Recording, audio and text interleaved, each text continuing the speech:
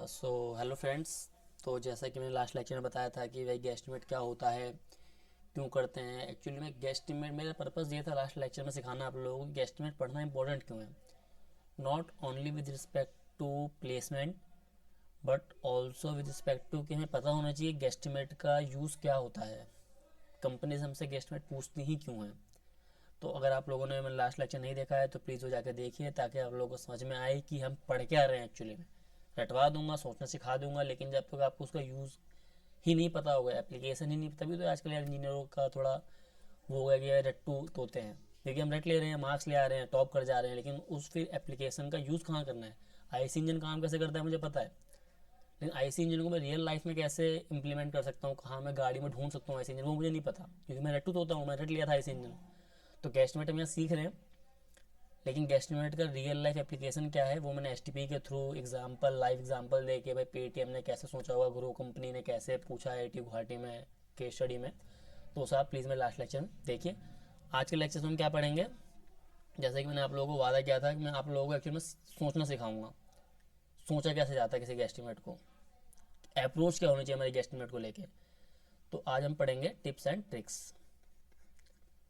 Tips and tricks generally जो आपका breaking down होता है, जो सेगमेंटेशन होता है, सेगमेंटेशन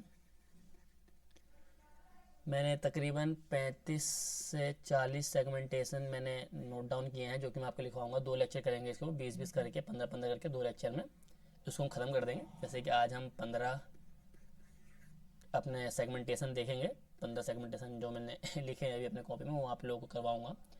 आप लोग क्या करना है, अभी घबराना नहीं। इफ़ यू आर बिगिनर, अगर आप लोग बिगिनर हैं, अगर आप लोगों को पता नहीं है कि भाई गेस्टिमेट क्या होता है, तो घबराना नहीं है मुन्ना, सिर्फ इसको नोट डाउन कर लेना है अभी। Just note down, just note down, make notes. हाँ, ये मैं पढ़ा नहीं रहा हूँ बेटा, नोट्स लिखवा रहा हूँ मैं तुम्हें, तुम्हें इसको नोट डाउन करना है, इसको तुम्हें याद करना है ना। मेक नोट्स, मेक नोट्स, ठीक है, इसके नोट्स बनाने हैं। फिर इसको यूज़ कैसे करना है, फिर जब मैं एग्जाम्पल्स कराऊंगा गेस्टिमेट के, जब मैं प्रॉपर गेस्टिमेट सॉल्व करना सिखाऊंगा, तब जब मैं टिक्स एंड ट्रिप्स लिखवा रहा हूँ, इसको यूज़ कैसे करना है हम तब देखेंगे। अभी आप लोगों का दिमाग काम नहीं कर रहा हो कि भैया ये क्या लिखवा रहे हैं, तो दिमाग नहीं लगाना है, चुपचाप भैया जो लिखवा रहे हैं उसको चुपचाप कॉपी में छाप लेना है। इसका यूज़ कैसे करना है वो मैं अभी आगे अगले आने वाले लेक्चर्स में आप लोगों को मैं सिखा दूंगा, ठीक है। तो जो हम पहला देख रहे हैं, पहला हम डिवीज़न कर रहे हैं दिल्ली रीजन का। क्या, दिल्ली रीजन, चूँकि मैं दिल्ली से हूँ, D2 स्टूडेंट रहा हूँ मैं, तो मेजरली जो हमारे क्वेश्चन पूछे जाते हैं दिल्ली बेस्ड पूछे जाते थे। अगर आप लोग महाराष्ट्र मुंबई से हैं तो आप इसको अपनी सहूलियत के अनुसार थोड़ा कॉमन सेंस में आप लोगों को सोचना कैसे है वो सिखाने वाला हूँ। बाकी आप लोगों को खुद का दिमाग काम करना चाहिए कि अगर दिल्ली की बात हो रही है तो दिल्ली के अकॉर्डिंग काम करा जाए, महाराष्ट्र की बात हो रही है तो महाराष्ट्र के अकॉर्डिंग काम करा जाए, बेंगलोर की बात हो रही है तो बेंगलोर के अकॉर्डिंग काम करा जाए, और ऑल ओवर द इंडिया बात हो रही है तो ऑल ओवर द इंडिया के हिसाब में बात करी जाए, ठीक है। तो दिल्ली रीजन है हमारा, दिल्ली का कुछ एरिया होगा, क्या होगा, एरिया, एरिया क्या मान लेते हैं लगभग 1800 किलोमीटर स्क्वायर। ये कैसे होता है, ये हाफ D1 D2 जब हम क्वेश्चन सॉल्व करेंगे तो मैं तो आपको कराऊंगा कि दिल्ली का एरिया हम कैसे कैलकुलेट करते हैं, हम वो मैं आपको बताऊंगा। दिल्ली के रीजन को हम मोटा मोटी 5 बेसिस पे तोड़ रहे हैं। कितने बेसिस पे, 5 बेसिस पे।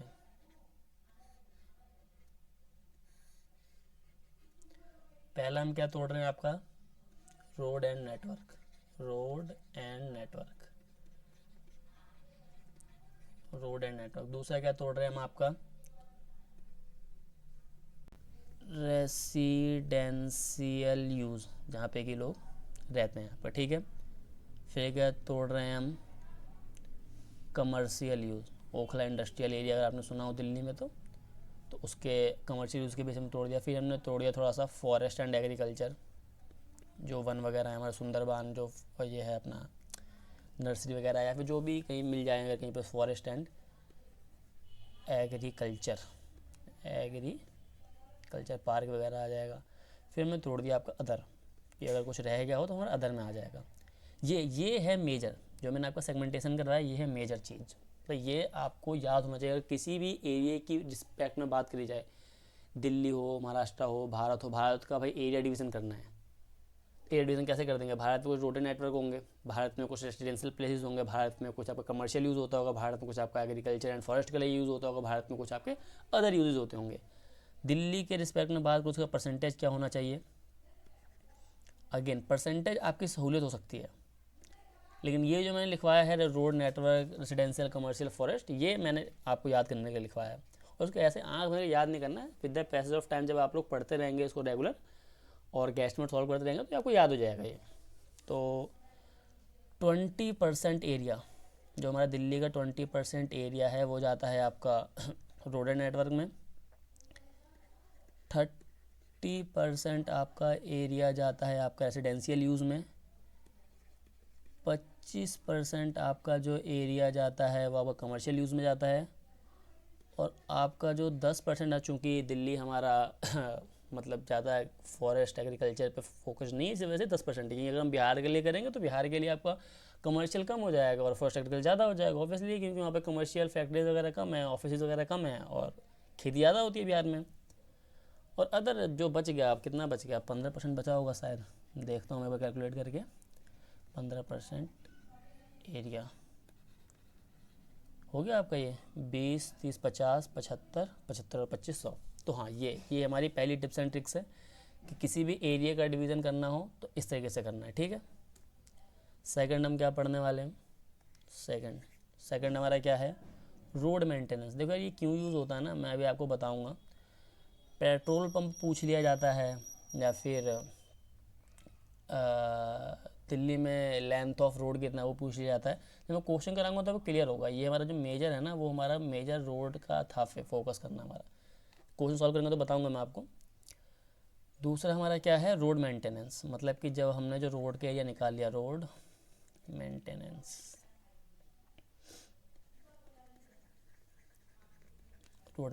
ठीक है। अब मैं रोड मेंटेनेंस का कुछ एरिया आया था 1800 किलोमीटर स्क्वायर था हमारे पास, 1800 किलोमीटर स्क्वायर। इसका हमने कितना माना था, इसका हमने माना था 20%।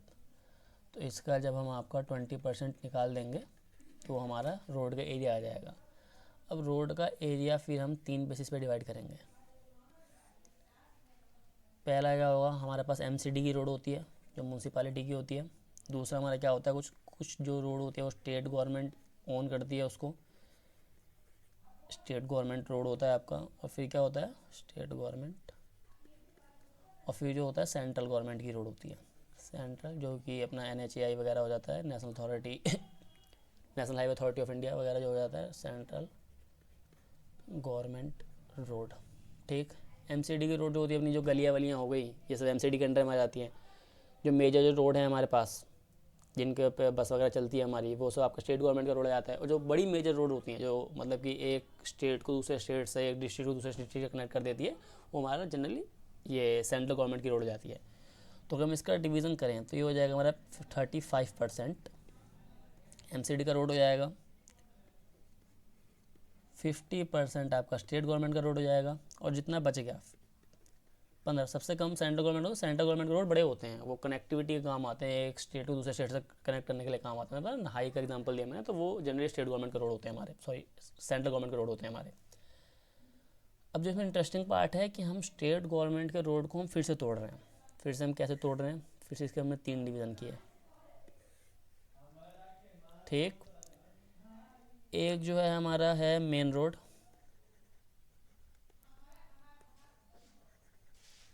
है हमारा। फिर हमारा क्या है, फ्लाईओवर्स एंड HIGHWAYS हाईवेज, और एक आ जाएगा हमारे पास अदर इंटर कनेक्टिंग रोड्स, ठीक। मेन रोड की परसेंटेज क्या होगी, अगेन ये सब आपकी चॉइस हो सकती है। मैंने दे दिया इसको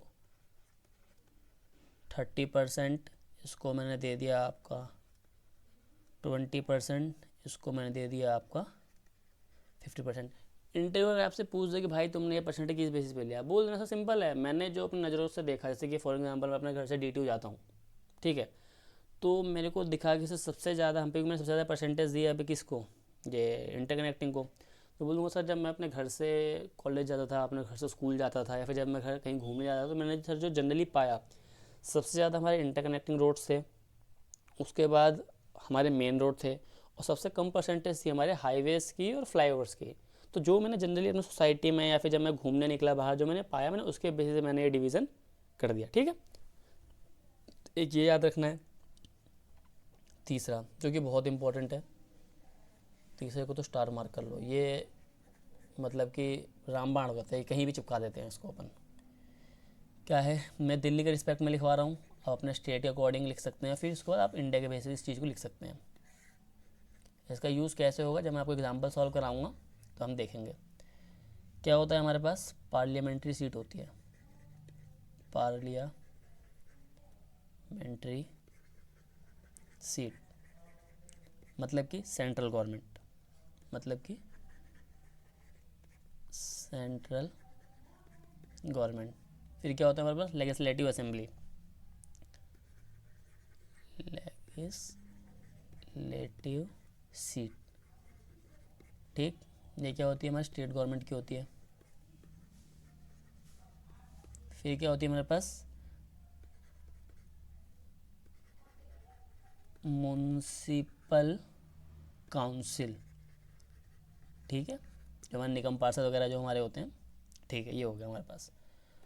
तो अगर मैं दिल्ली के रिस्पेक्ट में बात करूं तो हमारे पास 7 पार्लियामेंट्री सीट है, 70 लेजिस्लेटिव सीट है, और शायद 235 हमारे पास वार्ड्स हैं। ठीक है, तो आप इसी को फिर इंडिया के, शायद इंडिया का मैंने आगे लिखा होगा, मैं आपको लिखवा दूंगा आगे जब इंडिया की बारी आएगी। तो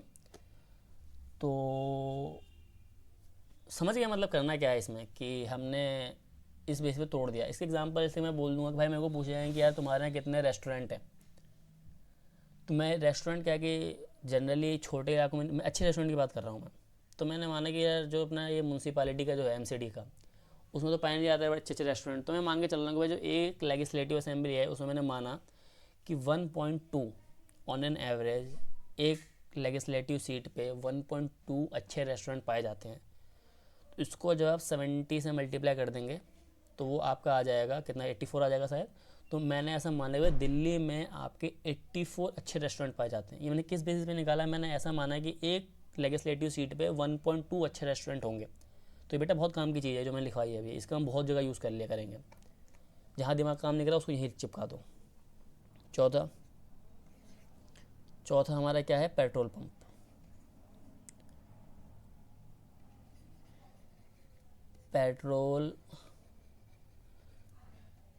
पेट्रोल पंप है, इसको हम 2 बेसिस पे तोड़ रहे हैं। पहला हम क्या है कह रहे हैं कि पेट्रोल स्टेशन और डीजल स्टेशन।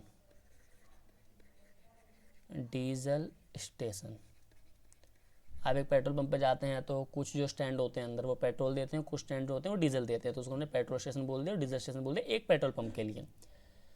कितने ऑन एवरेज हम मान रहे हैं कि 4 पेट्रोल स्टेशन एक पेट्रोल पंप में होते हैं और 2 डीजल स्टेशन एक पेट्रोल पंप में होते हैं। वो पूछेगा बेटा तुमने ऐसे क्यों माना, बोला सर मैं जहाँ पे मैं अपना गाड़ी के लिए, स्कूटी, बाइक, ट्रैक्टर, हेलीकॉप्टर के लिए जहाँ मैं अपना पेट्रोल डलवाने जाता था, मैंने देखा था कि वहाँ पे 4 पेट्रोल स्टेशन थे और 2 डीजल स्टेशन थे, इस वजह से मैंने ये मान लिया। कम ज़्यादा करना सर आप बता दो, आप अकॉर्डिंग कर लूँगा मैं। ठीक है, पेट्रोल टाइप ये भी एक चीज़ होती है। पेट्रोल टाइप देखो मैंने तो कहीं भरवाया नहीं है तो मुझे तो पता नहीं है, किसने भरवाया हो तो पता होगा शायद। पेट्रोल भी आपकी 2 तरीके की पाई जाती हैं। एक क्या होता है, नॉर्मल होता है, नॉर्मल जो हम जैसे लोग यूज़ करते हैं। एक होता है पावर का, पावर ये लिखा है, पावर लिखा है। नॉर्मल मतलब क्या है आपका, रेगुलर, जो रेगुलर यूज़ होता है। एक होता है एक्स्ट्रा प्योरीफाइड, पावर का मतलब क्या है, एक्स्ट्रा प्योरीफाइड जो अच्छे मशीन्स में या फिर जो जिन मशीनों की डिमांड होती है ना अच्छे पेट्रोल वगैरह की, उनके लिए हम एक्स्ट्रा प्योरीफाइड वाला यूज़ करते हैं। ठीक है, घबराना मत कि इसका यूज़ कैसे करना है, मैं कराऊंगा क्वेश्चन इनके ऊपर, मैं इनका यूज़ कहाँ है मैं बताऊंगा आने वाले लेक्चर पर। इसको बस आपको नोट डाउन कर लेना है और मेमोराइज़ कर लेना है इसको। ठीक है, अगला 5वां जब मैं थर्ड ईयर में था तो BN का प्री प्लेसमेंट टॉक हो रहा था हमारे यहाँ DTU में, तो वहाँ पे ये दिल्ली एयरपोर्ट का जो मैं लिखवाने जा रहा हूँ इस पर क्वेश्चन पूछा गया था। मेरे को तब आता नहीं था एस्टिमेट वगैरह, बच्चे से देने लग गए, उसने सॉल्व भी करा दिया, मेरे को दिमागी काम नहीं करा। मैंने भाई कैसे पढ़ा रहे हो तुम्हें, कैसे हो रहा है। जब मैंने पढ़ा तो मुझे पता लगा दिल्ली एयरपोर्ट है आपका, दिल्ली एयरपोर्ट, दिल्ली एयरपोर्ट, ठीक। दिल्ली एयरपोर्ट में हमारे 3 टर्मिनल हैं, टर्मिनल 1, टर्मिनल 2, टर्मिनल 3। स्टेशन मान लो ना, स्टेशन मान लो। स्टेशन इन द सेंस कि प्लेटफॉर्म, मतलब अगर आपका नई दिल्ली रेलवे स्टेशन है, निजामुद्दीन रेलवे स्टेशन है, तो वहाँ पे अब platform number 1, platform number 2, platform number 3, तो वैसे ही हम बोल दे रहे हैं टर्मिनल 1, टर्मिनल 2 और terminal 3। Platform number 1, platform number 2, platform number 3। अब एक प्लेटफॉर्म पे तुम देखते होगे कि 3-4 रेल की पटरियाँ होती होंगी। अगर एक प्लेटफॉर्म है, अगर एक प्लेटफॉर्म है, तो इस प्लेटफॉर्म पे यहाँ भी रेल के फाटक हैं, फिर से रेल के फाटक हैं और फिर से रेल के फाटक हैं। तो उसी तरीके से टर्मिनल 1 पे हमारे 3 रनवे हैं, मतलब ट्रैक। 3 रनवे इस पे हैं, 3 रनवे इस पे हैं और 6 रनवे इस पे हैं। उसको बोल देंगे सर मैं कभी चढ़ा नहीं एयरप्लेन में, मैं कभी गया नहीं दिल्ली एयरपोर्ट, ऐसा मैंने एज्यूम किया है, तो सर इसमें कुछ बढ़ोतरी घटोतरी करनी है सर आप बता दो, मैं कर दूँगा उस अकॉर्डिंग। ना सर मेरा कॉमन सेंस तो यही कह रहा है कि 3 रनवे T1 पे, 3 रनवे T2 पे और 6 रनवे T3 पे। बोला सर मैं कभी गया हूँ, तुम्हें पता नहीं है, कुछ करना तो आप बता दो, बता देगा आपको फिर, ठीक है। अब एक जो मैं चीज़ लिखवा रहा हूँ, अगले पे लिखवाता हूँ, छठा मैं ये क्या लिखवा रहा हूँ कि have a look on, have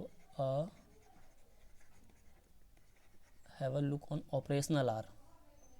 क्या हो गया पेन को, हाँ,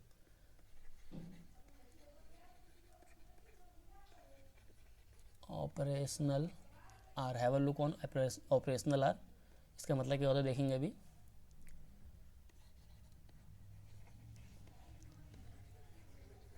break down 24 hours into operational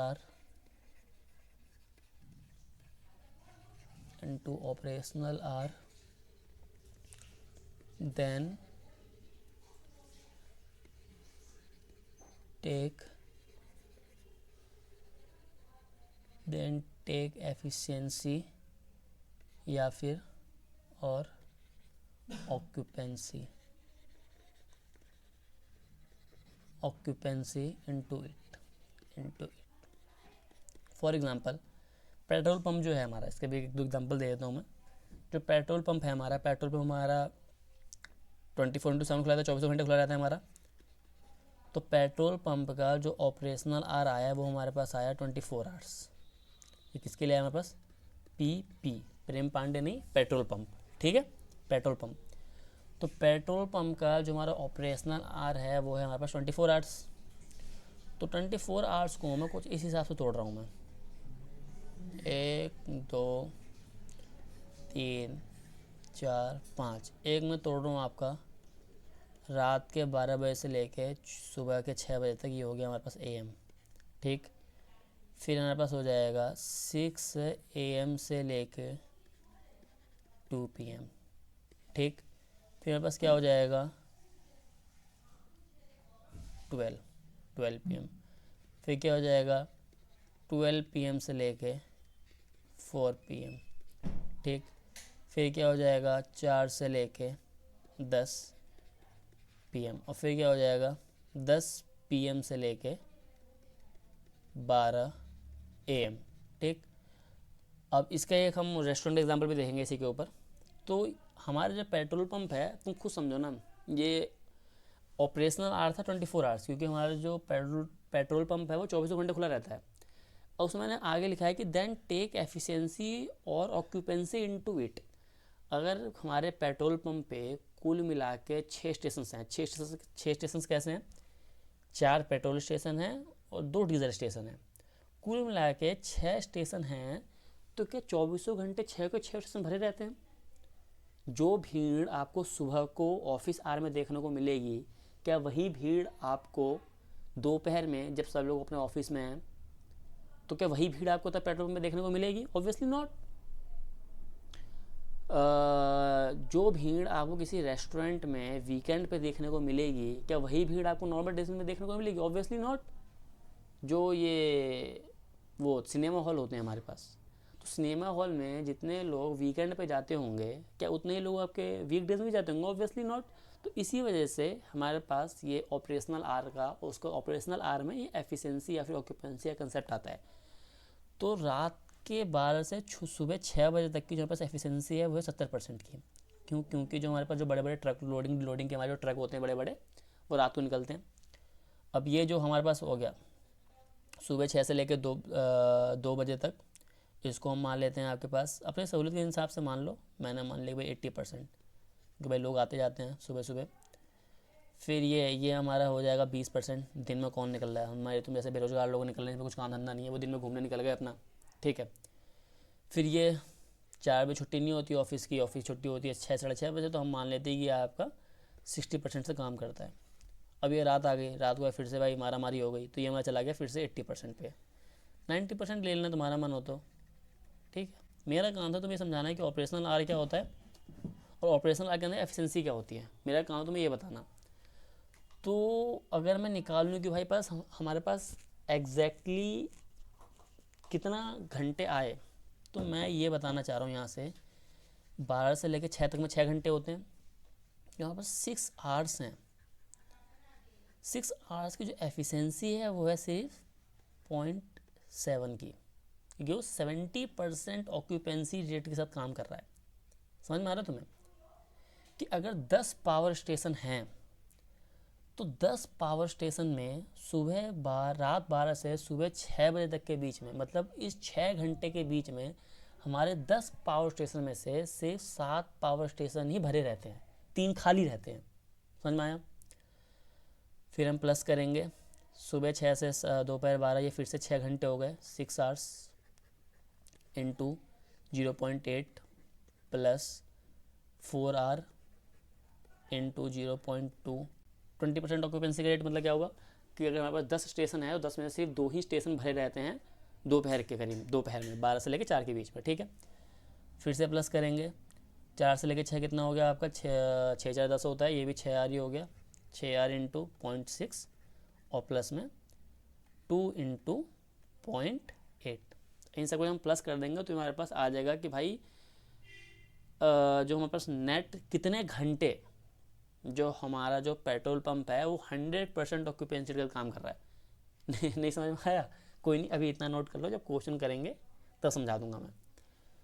तो जब हमारे पास ये आएगा जितना हो जाएगा 0.4276 या 42 होता है ना, 42 आ जाएगा, ये 8 6 या 48 आ जाएगा, यहाँ पर कितना आ जाएगा 4 दूनी 8 आ जाएगा, यहाँ पर कितना आ जाएगा 6 6 36 आ जाएगा, यहाँ पर कितना आ जाएगा 8 दूनी 16 आ जाएगा। कितना हुआ ये कुल मिला के? एक second, where is my phone. 4.8 जोड़ 4.2 0.8 जोड़ 3.6 फिर 1.6, मतलब 15 घंटे। तो अगर हम यहाँ पे लिख देता हूँ, मैं यहाँ पे लिख देता हूँ, आपका टोटल आया आपके पास 15 आवर्स।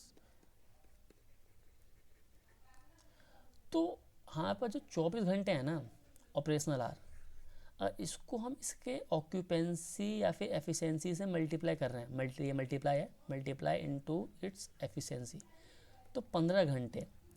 तो हमारा जो है मतलब कि 9 घंटे हमारा पेट्रोल पंप खाली रहता है, 9 घंटे हमारे पेट्रोल पंप पे कोई नहीं आता है। हमारा पेट्रोल पंप सिर्फ 15 घंटे ही काम कर रहा है। समझ में आ रहा है? 15 घंटे ही काम, 9 घंटे हमारे पेट्रोल पंप पे कोई भी गतिविधि नहीं हो रही है, ठीक है। अगला देखते हैं अब 7वां। ये अगेन हमारे पास एरोप्लेन से रिलेटेड है, इसको आप एरोप्लेन में अप्लाई कर सकते हो, इसको आप अपने मेट्रो में अप्लाई कर सकते हो, इसको आप ट्रेन में अप्लाई कर सकते हो, इसको आप बस में अप्लाई कर सकते हो। कैसे? टाइप्स ऑफ बुकिंग मैं एरोप्लेन का लिखवा देता हूँ, types of booking aeroplane, aeroplane तो ट्रेन बस का तुम्हें पता ही, अपन गरीब लोग हैं, एरोप्लेन का नहीं पता तो एरोप्लेन का मैं लिखवा देता हूँ। एरोप्लेन में आपका क्या होता है, एक इकोनॉमी प्लस, एक होता है हमारे पास इकोनॉमी क्लास, इकोनॉमी क्लास, एक होता है हमारे पास बिजनेस क्लास, इसमें अमीर लोग जाते हैं, बिजनेस क्लास। इकोनॉमी प्लस में क्या होता है हमारे पास, 4 कॉलम होते हैं, 4 कॉलम और 15 रो इनटू 15 रो, टोटल कितनी हो गई, 15 चौक 60, मतलब टोटल 60 सीट होती है हमारे पास। समझ रहे हो यार, ऐसे हमारे पास 4 कॉलम हो गए, 1 कॉलम 2 कॉलम 3 कॉलम 4 कॉलम ऐसे हो गई ट्रेन में, सॉरी एरोप्लेन में। और यहाँ पे बस 15 रो हैं, 1 रो 2 रो 3 रो 4 रो, ऐसे करते करते 15 रो हैं। तो 15 सीट ये, 15 सीट ये, 15 सीट ये और 15 सीट ये, ठीक है। उस तरीके से हमारे पास इकोनॉमी क्लास है, या गरीबों वाली होती है, इसमें हमारे पास 7 कॉलम गुणा 20 रो, तो कितना हो जाएगा, 7 दूनी 14, 140 सीट इकोनॉमी क्लास में होती है। फिर बड़े लोगों के लिए होती है बिजनेस क्लास, तो इसमें ज़्यादा मारा मारी नहीं होती है, सिर्फ 15 सीट ही होती है, ठीक। इसको आप फिर कहीं भी अप्लाई कर लो। हमारी जो बस होती है, दिल्ली का बसों में अगर चढ़े हो तो बस एक ऐसी होती है ना, यहाँ पे होते हैं, तो यहाँ पे तुम्हारा ड्राइवर बैठता है यहाँ पे अपना, एक यहाँ पे होता है, एक यहाँ पे होता है, फिर यहाँ पे अपनी सीढ़ी चढ़ के ऊपर जाए, यहाँ पे खाली स्पेस होता है, यहाँ पे अपना गेट होता है, सीढ़ी चढ़ के ऊपर जाते हैं, तो फिर एक यहाँ पे होता है, एक यहाँ पे होता है, पीछे लंबी सीट होती है। अब इसी अकॉर्डिंग फिर आप अपना मिला लो बस के लिए, ठीक है। मेट्रो के लिए क्या होता है, मेट्रो के लिए सिंपल है अपना, यहाँ पे 2 बूढ़े व्यक्तियों के लिए होता है, फिर गेट के बाद फिर एक लंबी सी होती है, और फिर गेट के बाद फिर 2 बूढ़े लोगों के लिए होता है, सिंपल। ऐसे अपने मेट्रो के लिए कर लो आप, ठीक है। उसके बाद इसी में अगर मैं टाइप्स ऑफ बुकिंग में अगर आपको बताऊं मैं, तो ये अगला लिखवा देते हैं, कहाँ गया कलम, हाँ यहाँ पे, types of booking. Types of booking में अगला कंसेप्ट भी देख रहे हैं हम, पैसों की बात कर रहे हैं, मॉनिटरी, ये अगेन प्लेन के रिस्पेक्ट में बात कर रहा हूँ, एयरप्लेन के रिस्पेक्ट में, ठीक।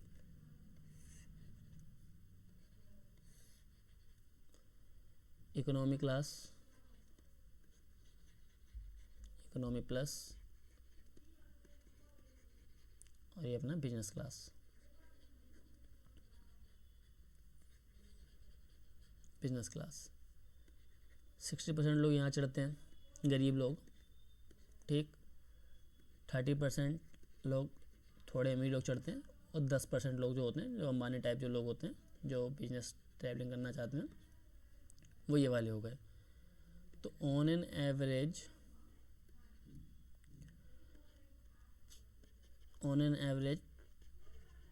5,000 रुपये की एक सीट इसकी आती है, 12,000 रुपये की एक सीट इसकी आती है, और 25,000 रुपये की एक सीट इसकी आती है।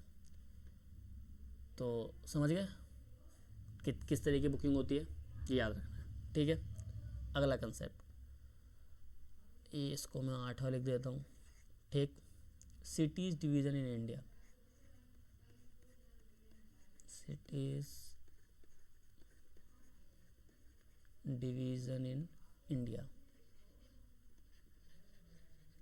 वैसे भारत लिखना चाहिए मुझे, भारत, ठीक है।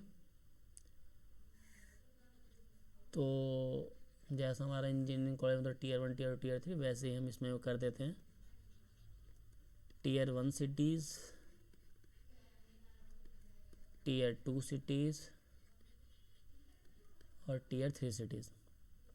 Tier 1 सिटीज़ यहाँ पे क्या हो गया भाई, अपना दिल्ली मुंबई कलकत्ता, दिल्ली मुंबई बेंगलोर हैदराबाद, ये सब, ठीक है। तो ऐसा मान के चलने कि पूरे भारत में हमारे पास 20 Tier 1 सिटीज़ हैं। उसको क्या मान रहे हैं हम आपका, कि अप्रोक्स 2 सिटीज़ पर स्टेट, हर स्टेट में 2 Tier 2 सिटीज़ हैं। तो टोटल कितने हो जाएंगे ये 29 स्टेट मान के चलें तो कितना होगा यहाँ पे 58 होगा। लेकिन जैसे कि मैंने बताया गेस्टिमेट में हम हमेशा राउंड फिगर में काम करते हुए हमें कैलकुलेशन करनी होती है, तो उसको बोलना है कि सर 58 आ रहा है ये तो, लेकिन अप्रॉक्सीमेटली मैं इसको 60 सिटीज़ मान लेता हूँ अपने कैलकुलेशन ईसीनेस के लिए, ठीक है। उसका टीयर 3 4 सिटी पर स्टेट, तो ये आपका आ गया, इसको 30 से मल्टीप्लाई करेंगे तो आप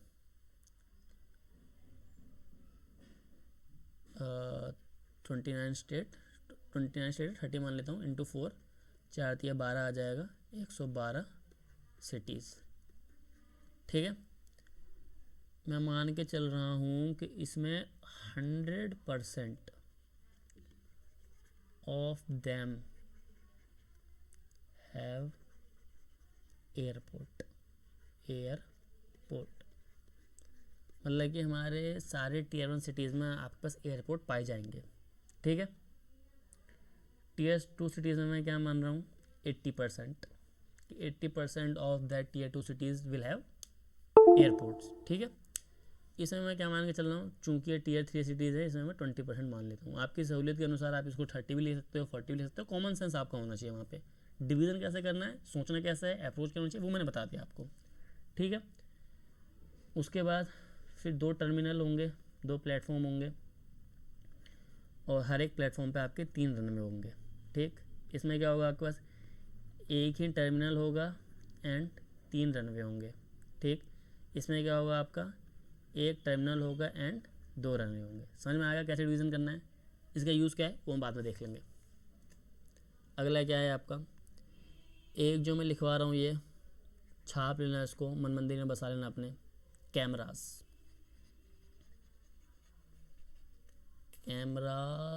आर यूज्ड इन, कैमरा कहाँ यूज़ करते हैं अपन, बताओ, सोचो।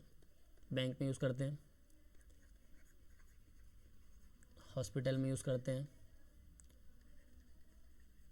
मॉल्स में करते हैं, ऑफिस में करते हैं। अरे मोहल्ले की आंटी को कैमरा मत बोलो बेवकूफ़ो, मोहल्ले की आंटी कैमरा नहीं है, एक्चुअल कैमरे की बात हो रही है मेरे भाई। ऑफिस हो गया, स्कूल, ये मोहल्ले की आंटी फिर से कोई बोल रहा है, चुप हो जावे। हाँ, स्कूल हो गया, मार्केट्स में लगा देते हैं, जो बड़े बड़े जो दुकानदार होते हैं वो लगा देते हैं अपना।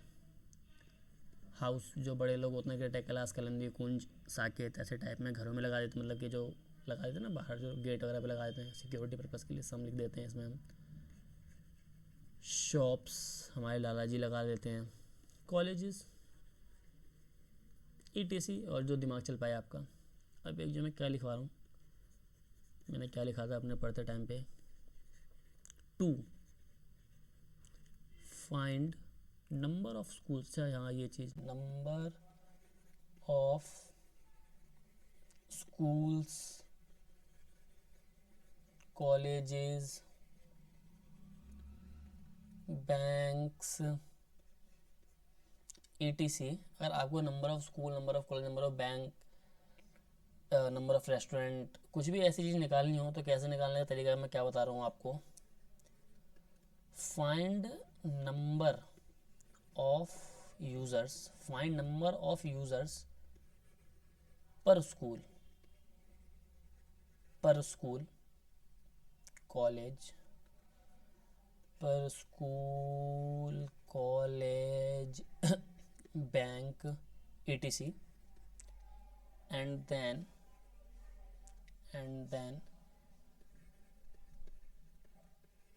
divide it with whole number users, with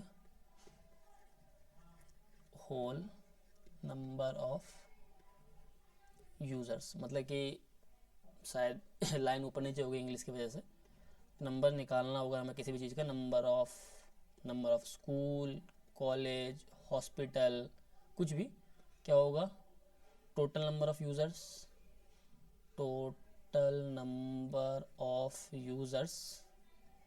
upon में नंबर ऑफ यूज़र पर स्कूल, कॉलेज, ETC।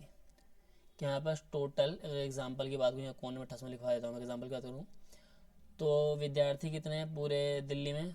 मान लो विद्यार्थी हमारे पास 100 विद्यार्थी हैं पूरे दिल्ली में, और एक स्कूल में कितने बच्चे पढ़ते हैं? एक स्कूल में बच्चे पढ़ते हैं 2 बच्चे, तो टोटल कितना हो गया? टोटल दिल्ली में है हमारे पास 50 स्कूल। समझ में आ गया? ये है इसका मतलब।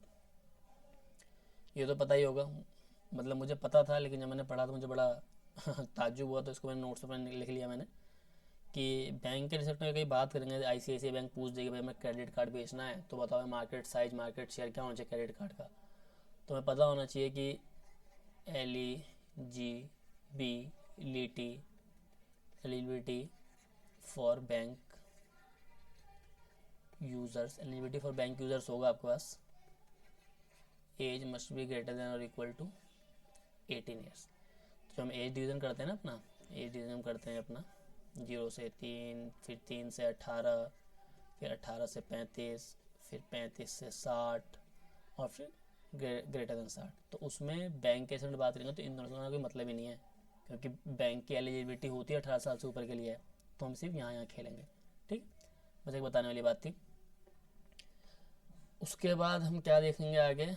उसके बाद हम आगे देखेंगे अपना, कहाँ गया 10वां हम देखेंगे हमारी जो पॉपुलेशन है, हमारे पास।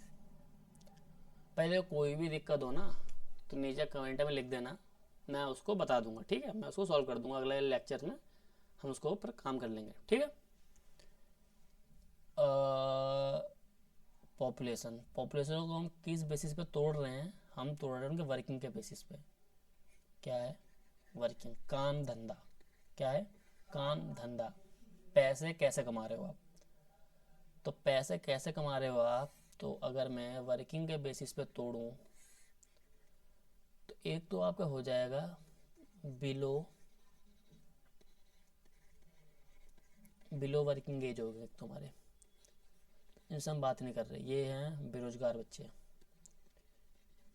जिनकी आयु है 18 साल से कम है। 18 से कम है तो काम करने के हालात में नहीं है। बाल बाल मजदूरी, शादी में बहुत फोकस है तुम्हारा, ये तो बाल मजदूरी हो जाएगी भाई। ये 18 साल से कम। ठीक, फिर एक होंगे हमारे पास वर्किंग एज 18 से 60। ठीक, एक हमारे पास रिटायर्ड पर्सन होंगे, रिटायर्ड होंगे। तो 25% हो गए बिलो वर्किंग एज वाले लोग हमारे पास, और 60% हो गए हमारे पास वर्किंग एज वाले लोग, और 15% हो गए हमारे पास रिटायर्ड लोग। ये परसेंटेज आपकी सहूलियत के अनुसार बदल सकती है, लेकिन जो मैंने ऊपर डिवीज़न लिखवाया है बिलो वर्किंग एज और रिटायर्ड, ये आपकी सहूलियत इधर नहीं चलेगी। सहूलियत तभी लगाना जब बहुत ज़्यादा सीख जाओगे एस्टिमेट को, तभी सहूलियत लगाना। परसेंटेज आपके अकॉर्डिंग, डिवीज़न मेरे अकॉर्डिंग। ठीक है, डील डन। वर्किंग, और वर्किंग में अकेले के लिए काम करोगे, औरतें काम नहीं करेंगी, बताऊँ अभी। सबका साथ सबका विकास, मोदी जी के साथ। ठीक है, 50%, मतलब जो हमारी पॉपुलेशन थी, मतलब ये पॉपुलेशन के अकॉर्डिंग मेल जो है 50% है, फीमेल 50% है, ऐसा मान लेते हैं अभी। बाकी आपको मैंने बताया ना, फिर परसेंटेज आपके अकॉर्डिंग चेंज हो जाएगी। तो जो ये है, ये 100 मेल पूरे काम कर रहे हैं, 100% वर्किंग है मेल हमारे। लेकिन जो हमारी जो ये है, मतलब ये वर्किंग हमारा एज था ये हमारे पास।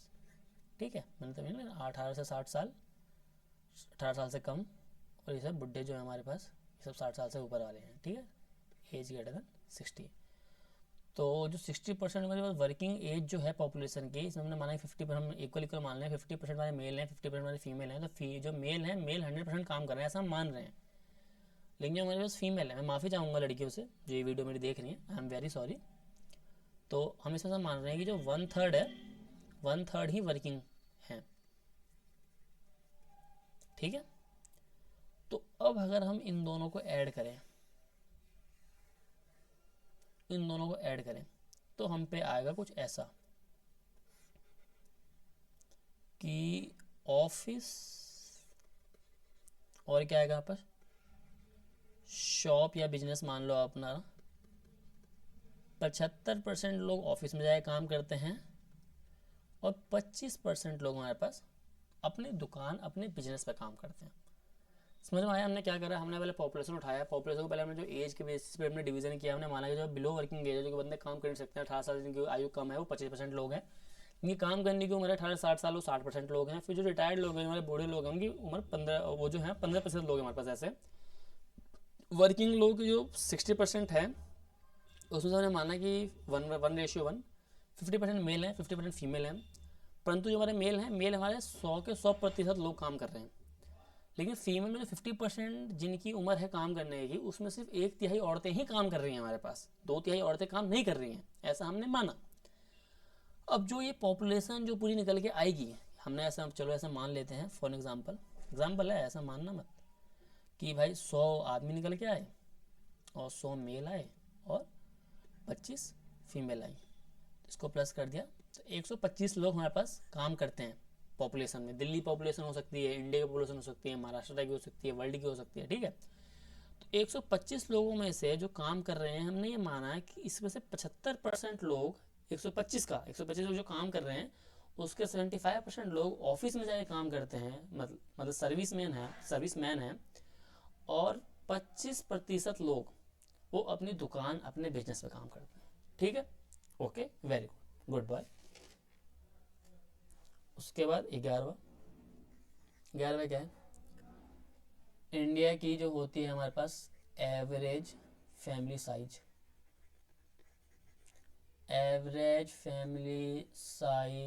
इन भारत क्या है हमारे पास, 4 to 5, तो अप्रोक्सीमेटली 4.5, सॉरी अप्रोक्सीमेटली नहीं, एवरेज। ठीक है, तो नंबर ऑफ फैमिली निकालनी हो तो कैसे निकालोगे, number of families in India, in Delhi, in Europe, in world, कहीं भी, कैसे निकालेंगे, पॉपुलेशन अपॉन में फैमिली साइज। मैंने बताया था अपने फर्स्ट लेक्चर में, ट्रिक थी, कॉमन सेंस से ट्रिक क्या है, बड़ा नंबर बटे में छोटा नंबर, बड़ा बटे में छोटा, बड़ा पॉपुलेशन अपॉन में छोटा पॉपुलेशन, मतलब पर घर के अकॉर्डिंग 4 से 5 है, तो पहले 4 से डिवाइड करना, 20 है तुम्हारे पास, 20 को 4 से डिवाइड करोगे तो 5 आ जाएगा, और 20 को ही 5 से डिवाइड करोगे तो 4 आ जाएगा। तो on an average family size कितनी हो जाएगी आपके पास, फैमिली साइज नहीं, नंबर ऑफ फैमिलीज, तो नंबर ऑफ फैमिली कितनी हो गई, 4.5 नंबर ऑफ फैमिलीज। ठीक है, पॉपुलेशन ये अगले पेज पे देखते हैं। ठीक है, यही आगे कंटिन्यू हो रहा है। जो पॉपुलेशन है, किसके बेस पे डिवीजन कर रहे हैं हम, on the basis of their earning और इकोनॉमिक स्टेटस, इसके बेस पे हम डिवीजन कर रहे हैं।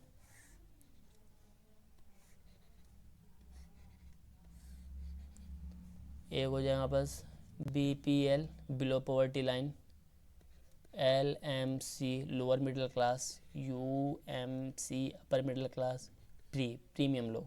BPL क्या है, बिलो पॉवर्टी लाइन, ये क्या है, लोअर मिडल क्लास, ये क्या है, अपर मिडल क्लास, ये क्या है, बस प्रीमियम लोग, एकदम प्रीमियम क्वालिटी, कोठी बंगले वाले। ठीक, तो मैं ऐसा मान के चल रहा हूँ कि जो हमारे पास पॉपुलेशन है, दिल्ली की पॉपुलेशन, महाराष्ट्र की पॉपुलेशन, संगम बिहार की पॉपुलेशन, भारत की पॉपुलेशन, कहीं भी डिवीज़न यही रहेगा, परसेंटेज आपकी सहूलियत के अनुसार बदलते रहेंगे। तो मैं मान रहा हूँ कि 10% जो हैं वो BPL लोग हैं, 50% जो है हमारे पास वो लोअर मिडिल क्लास फैमिली है, 30% जो लोग हैं हमारे पास अपर मिडिल क्लास लोग हैं, और 10% जो लोग हैं हमारे पास प्रीमियम क्वालिटी लोग हैं। समझ में आ गया? कोई doubt? Comment section always open. Okay, फिर हम देख रहे हैं पास 12वां एज डिवीज़न। पॉपुलेशन का ही एज डिवीज़न। और चाय बन गई, नीचे खुशबू आ रही है। फटाफट ये लेक्चर ख़त्म करो, चाय पी के आऊँगा, ठीक है?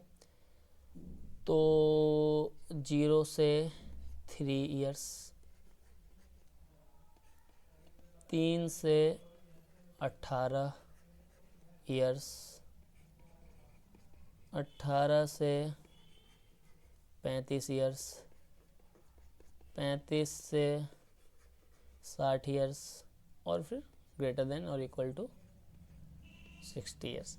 चेंज कर लेना, 3 से 18 तो फिर भी ठीक है, तुम्हारा मन यहाँ पे 18 से 40 कर लेना, 18 से 30 कर लेना, इसको 30 से 60 कर लेना, 40 से 60 कर लेना, वो तुम्हारी मर्जी है। लेकिन मोटा मोटी रफ आइडिया मैंने तुम्हें दिया डिवीज़न करना कैसे।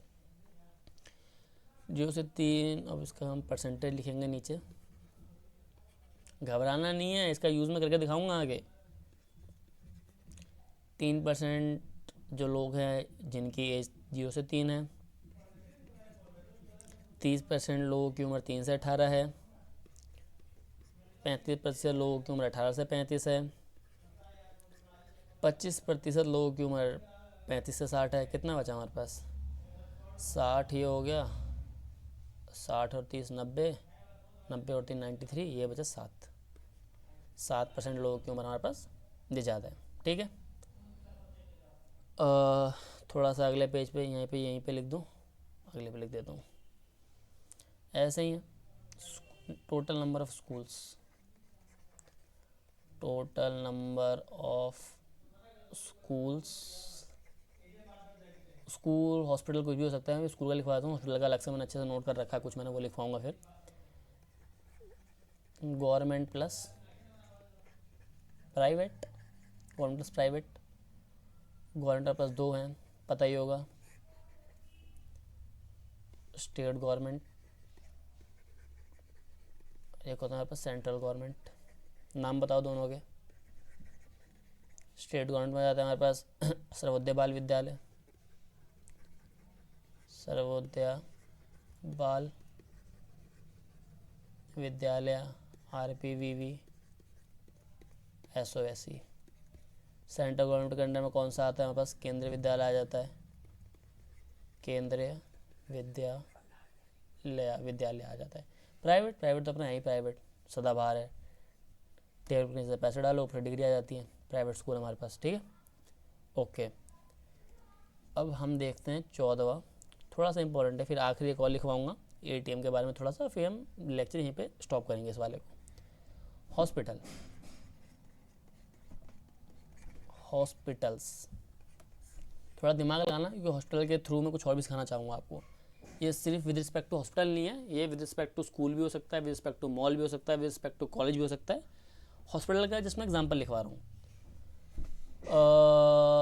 हॉस्पिटल 2 तरह के होंगे, कॉमन सेंस से बता सकते हैं हम लोग। एक होगा हमारे पास government hospital,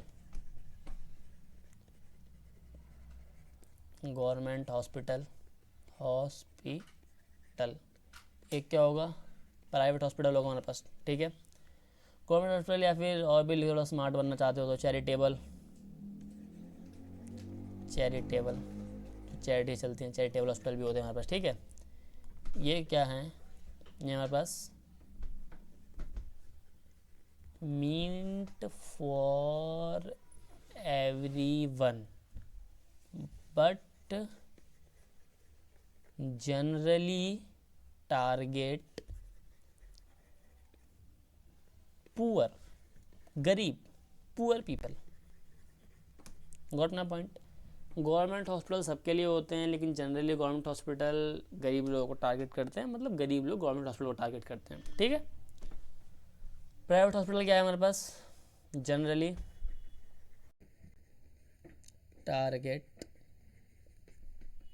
the rich rich people जो मैंने बताया था ना, ये कहाँ गया रिच पीपल, अरे कहाँ गया, प्रीमियम क्वालिटी लोग, प्रीमियम क्वालिटी ये हमारे पास जो रिच पीपल हैं। प्राइवेट हॉस्पिटल इनको टारगेट करेगा, गवर्नमेंट हॉस्पिटल इनको टारगेट करेगा, और इसको दोनों टारगेट करेंगे, प्रीमियम वो प्राइवेट भी टारगेट करेंगे और सरकारी भी टारगेट करेंगे, ठीक है। जरा ठीक है।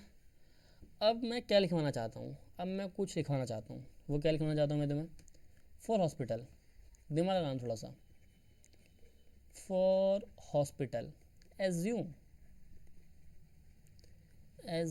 One bed. जैसे तुम्हें पता होगा कि तुम थोड़ा सा मतलब अभी तो कॉमन सेंस बोल सकते हैं, तुम देखते होगे सरकार बोलती है हमारे पास कि 10,000 लोगों के ऊपर एक पुलिस होनी चाहिए, सुना होगा तुमने। एक मतलब हॉस्पिटल कॉलेज बनाने का टारगेट ये होता है, सरकारी मांग चलती है कि 1 लाख बच्चों के ऊपर एक कॉलेज एक स्कूल होना चाहिए, 10,000 लोगों के ऊपर एक जज होना चाहिए। सरकार इस तरीके से काम करती है, तो हम भी उस तरीके से सोच रहे हैं। For hospital assume one bed for every 1,000 persons. हम ऐसा मान के चल रहे हैं कि हॉस्पिटल में 1,000 बंदों पे एक बेड अवेलेबल है, ठीक है। तो इस हिसाब से नंबर ऑफ बेड्स कितने आ गए हमारे पास, number of beds, number of bed मैंने बताया था, नंबर क्या होता है, बड़ा बटे में छोटा, बड़ा क्या हमारे पास पॉपुलेशन बटे में 1,000, यहाँ नंबर ऑफ बेड आ जाएंगे। दिल्ली में हमारे 2 करोड़ लोग हैं, साझी होते हैं ना करोड़ में, 1 2 3 4 5 6 7, इकाई दहाई सैकड़ा हज़ार 10,000 लाख 10 लाख करोड़, बटे में 1,000, 3 जीरो से 3 जीरो गए, कितने बेड आ गए दिल्ली में, 1 2 3 4, 20,000 बेड हैं दिल्ली में, ठीक है। लेकिन हॉस्पिटल कितने हैं, फिर से ऐसा मान के चलते हैं, एज्यूमिंग 100 बेड्स पर हॉस्पिटल, वेरी सिंपल। तो नंबर ऑफ हॉस्पिटल कितने हो गए, नंबर ऑफ हॉस्पिटल्स हो गए हमारे पास, total number of beds, total number of beds बटे में 100, क्योंकि एक हॉस्पिटल में 100 बेड हैं। तो फॉर एग्जांपल अगर मैं दिल्ली की बात करूँ तो दिल्ली में टोटल 20,000 बेड हैं और एक हॉस्पिटल में 100 बेड हैं, तो दो जो से दो जीरो गए, मतलब दिल्ली में 200 हॉस्पिटल हैं, 200 hospitals in Delhi, very simple, ठीक है, समझ में आ गया। आखिरी एक और देख लेते हैं, थोड़ा सा एटीएम की बात कर लेते हैं, एटीएम, ठीक, यही एक चीज़ है एटीएम पे। अच्छा हाँ, 2 चीज़ें हैं एटीएम पे, ये हमारे पास क्या हो जाएगा, 15 पॉइंट है हमारे पास, और पेज है, हाँ ठीक है, और पेज है। एटीएम जनरली 2 तरीके के पाए जाते हैं, पता ही होगा आप लोगों को। एक होता है bus stand alone ATMs, stand alone ATMs जो अकेले खड़े रहते हैं बेचारे, सिंगल लोग, ठीक। एक होते हैं हमारे पास couple along with the bank branch, bank में भी होते हैं ना एटीएम वाले लगे होते हैं, बैंक अटैच्ड होते हैं, बैंक ब्रांच। तो एटीएम है तुम्हारे पास बेचारा अकेले पाया जाएगा, ज़्यादा बस एटीएम जो होगा वो बैंक में पाया जाएगा, ठीक। तो इसके ऊपर थोड़ी सी बात कर लेते हैं, थोड़ी सी इसके ऊपर बात कर लेते हैं कि स्टैंड अलोन एटीएम का क्या हाल चाल है। तो अगर मैं अगले पेज पे लिखवा देता हूँ, stand alone ATMs, stand alone ATMs, ये तो कॉमन सेंस है, ये तो कोई भी बता देगा, तो तुम लोग भी बता दोगे। कहाँ कहाँ पाए जाते हैं हमारे पास, मेट्रो स्टेशन में लगे होते हैं हमारे पास एटीएम, मेट्रो स्टेशन में होते हैं, मार्केट में लगे होते हैं, हॉस्पिटल्स में होते हैं, तुरंत पैसे निकालो तुरंत डॉक्टर को दो। और अदर होते हैं, अदर में हमारे क्या आता है, कॉलेज आ जाता है आप लोगों का, रेसिडेंशियल एरिया आ जाएगा, और जो मर्जी आ जाएगा। अदर अदर डाल दिया, सब आ गया अदर में अब तुम्हारे पास। अब मेट्रो स्टेशन को देखो, मेट्रो स्टेशन कि मैंने ऐसा माना कि 5 मेट्रो रूट हैं campus, 5 metro route. 5 metro route कैसे, yellow line, pink line, blue line, गुलाबी, ओ सॉरी गुलाबी लाइन नहीं, पिंक लाइन वही होगी ना, ठीक है। 5 मेट्रो रूट हो गया, ठीक। अब एक मेट्रो रूट में मैं ऐसा मान के चल रहा हूँ कि 30 मेट्रो स्टेशन हैं, मेट्रो स्टेशन पर रूट। समझ में आ रहा है क्या बता रहा हूँ? अरे एक मेट्रो रूट का मतलब येलो लाइन, फिर येलो लाइन में आपके पास क्या क्या आता है, साकेत आता है एक स्टेशन, एंड में क्या आता है, समयपुर बादली, समयपुर बादली आता है। इस समय क्या है, स्टेशन हैं, स्टेशन, ये क्या है, रूट है, येलो लाइन रूट है। तो हमने ऐसा माना है कि 5 मेट्रो रूट हैं, हर एक मेट्रो रूट पे 30 मेट्रो स्टेशन हैं, और हर एक मेट्रो स्टेशन पे 2 ATM हैं, 2 ATM एंड 2 साइड्स पर रूट। ये क्या है, अरे एक होता है हमारे पास एंट्री एग्जिट पॉइंट होता है, एंट्री एग्जिट पॉइंट होता है ना हमारे पास, तो एंट्री और एग्जिट, इसी वजह से हमारे पास ये 2 ATM और 2 साइड्स ऑफ रूट आ गए, ठीक है। एक साइड से घुसेंगे, एक साइड से निकलेंगे, घुसने का ये साइड, घुसने का ये साइड, और ये क्या कर दिया मैंने, निकलने का ये साइड, और निकलने का ये साइड, 2 ATM और 2 साइड्स ऑफ रूट, ठीक है। मार्केट, मार्केट को यहाँ लेके आते हैं, ठीक है। मार्केट को लेके आए, मैं अच्छे मार्केट की बात कर रहा हूँ, तुम्हारे गली वाले मंडी की बात नहीं कर रहा हूँ, अच्छे मार्केट की बात कर रहा हूँ मैं, ठीक है। तो ऐसा मान के चलते हैं कि 2 मार्केट हैं पर लेजिस्लेटिव असेंबली में। तो दिल्ली में तो टोटल मार्केट कितने हो गए, मार्केट दिल्ली में 70 स्टेट गवर्नमेंट सीट है, और हर एक स्टेट गवर्नमेंट सीट पे 2 बड़े मार्केट हैं, तो कितना हो गया ये, 140 मार्केट हो गए, और हर एक मार्केट में एक मेट्रो स्टेशन, सॉरी एक ATM लगा है, तो मतलब ये 140 ATM हो गए। यहाँ पे आप निकालना 5 इंटू 30 इंटू 2 इंटू 2, जितना आएगा वो नंबर ऑफ ATMs हो जाएंगे, स्टैंड अलोन ATMs। हॉस्पिटल के वही मान लेना यार, तुम्हारे अलग अलग तरीके हो सकते हैं मानने के, तुम ऐसे मान लो, सिंपल तरीका है, जैसे मैंने मार्केट का निकाला, या फिर तुम वो कि क्या कितने लोग हैं निकाला था ना पीछे हमने, नंबर ऑफ बेड फाइंड करो, फिर नंबर ऑफ हॉस्पिटल फाइंड करो, इस तरीके से निकाल लो। वरना जब हमने मार्केट जब हमने ऐसे निकाला, तो वैसे तुम हॉस्पिटल भी ऐसे निकाल लो कि मान लो कि 3 हॉस्पिटल पर लेजिस्लेटिव असेंबली, तो फिर कितना हो जाएगा, 7 या 21, 210 हॉस्पिटल हो जाएंगे। अदर अदर फिर देख लो तुम्हारे पास कि कितने कॉलोनी है, मान लो कि 4 कॉलोनी मान लेता हूँ पर MCD की सीट पे, तो 235 वार्ड हैं इंटू 4, तो जो आएगा वो बस कॉलोनी रेसिडेंशियल एरिया हो जाएगा। कॉलेज की, कॉलेज तो कहीं पाए जाते हैं, तो हम मान लेते हैं कि 1.2 कॉलेज है हमारे पास एक पार्लियामेंट्री सीट पे, एक पार्लियामेंट्री सीट पे, 7 इंटू 1.2, ये आपका क्या हो जाएगा, कॉलेज आ जाएंगे। तो समझ में आ गया कि स्टैंड अलोन ATM कैसे। मैं भाई तुम्हें सॉल्व नहीं करना, तुम्हें भी सोचने का तरीका बता रहा हूँ, सोचना कैसे है, इसमें आपका दिमाग काम करे तो आप ऊपर कुछ कहाँ गया, ये रहा ना, आप कुछ और भी ऐड कर सकते हो यहाँ पे, लेकिन डिवीज़न कैसे करना है, फिर डिवीज़न के अंदर जाके फिर नंबर ऑफ ATMs कैसे निकालने हैं, मार्केट टू मार्केट पर लेके आपका मन हो आप 1.5 मार्केट, सॉरी 1 मार्केट निकालो ना, पर एमसीडी मान लो तो 235 हो जाएगा ये। वो मैंने बताया ना, ये आप अपने इंटरव्यूअर से बात करके क्लियर करते रहना है। अप्रोच आप अपने तरीके से लगा सकते हो, सोचना क्या है उस अप्रोच के लिए, वो मैं आपको यहाँ बता रहा हूँ, ठीक है।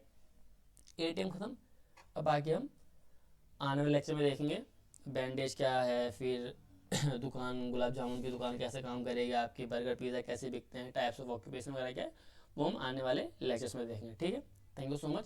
कोई भी दिक्कत हो, इसके बाद नोट्स बनाने हैं इसके, ये याद करने वाली चीज़ है जो मैं सॉल्व कराऊंगा, अगर ये याद कर लोगे ना तो कोई भी गेस्टमेट अगर आपको देगा तो आपका दिमाग खट खट खट काम करेगा कि यार मैं एज के बेस पे डिवीजन कर देता हूँ, इकोनॉमिक्स बेस पे डिवीजन कर देता हूँ, उसके वर्किंग के मतलब ऑक्यूपेशन के बेस पे डिवीजन कर देता हूँ, तो फिर आपका दिमाग खुद ही काम करने चलेगा। फिर जैसे दुकान की बात आई तो दुकान पे ऑक्यूपेंसी रेट निकालनी पड़ेगी, दुकान आपका कितने घंटे काम कर रहा है, फिर किस तरह से, भाई कोई भी दुकान है शाम को ज़्यादा चलेगी, दोपहर में कम चलेगी, दोपहर में लोग खा पी कर सो जाते हैं, दोपहर में कम चलेगी, रात में ज़्यादा चलेगी, दूध सुबह ज़्यादा बिकता है, हॉस्पिटल कैसे निकालते हैं, नंबर ऑफ स्कूल कॉलेज कैसे निकालते हैं, पहले देख लो भाई एक स्कूल में कितना बच्चा पढ़ रहा है, एक हॉस्टल में कितने लोग हैं, फिर पूरे पॉपुलेशन से डिवाइड कर दो, तो सोचना कैसे हो मैंने आपको बता दिया। अप्रोच भी बताऊंगा जब हम एग्जाम्पल सॉल्व करेंगे, तो फिर आपका दिमाग खुद ही काम करने लग जाएगा कि गैस एस्टिमेट को सॉल्व कैसे करते हैं, गैस एस्टिमेट को देखने का अप्रोच क्या होता है, ठीक है। So thank you so much. इस लेक्चर में ये देखते हैं, फिर आने वाले लेक्चर्स में और जो टिप्स एंड ट्रिक्स हैं जो मैंने और लिख रखे हैं वो मैं आपको कराऊंगा। कोई भी दिक्कत हो कमेंट सेक्शन में, ऑलवेज वेलकम, ठीक है। Thank you so much.